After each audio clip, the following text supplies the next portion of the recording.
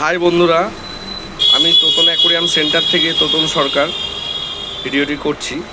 তা এখন শীতকাল, ঠান্ডার দিন, এরকম মাছের অ্যাক্টিভিটি মাঝে মাঝে এরকমভাবে শুয়ে পড়বে, মাছ খাওয়া দাওয়া বন্ধ করে দেবে, এই যে এরকমভাবে কাত হয়ে মাছ পড়ে থাকবে, চুপচাপ পড়ে থাকবে। তার জন্য আপনাদেরকে কি করতে হবে সেই উপায়টা আপনাদেরকে বলছি।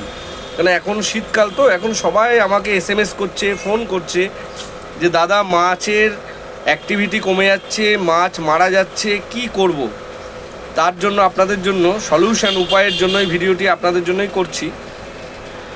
ফার্স্ট টাইম অ্যাকোরিয়ামে হিটার লাগাবেন, অটোমেটিক হিটার, থার্মোস্টারটা ইউজ করবেন, অটোমেটিক হিটারটা। সেখানে 26 ডিগ্রি টেম্পারেচারে হিটারটা আপনি চালাবেন।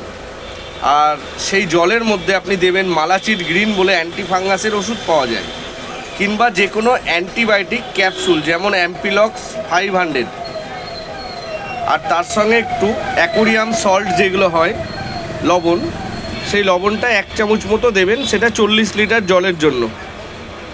তারপর দেখবেন আপনার মাছের অ্যাক্টিভিটি চরম পরিমাণে সুন্দর হবে, মাছ খাওয়া দাওয়াও করতে লাগবে। এবং পাওয়ার ফিল্টার যদি আপনাদের কাছে থাকে, পাওয়ার ফিল্টারটা বন্ধ রাখার চেষ্টা করবেন।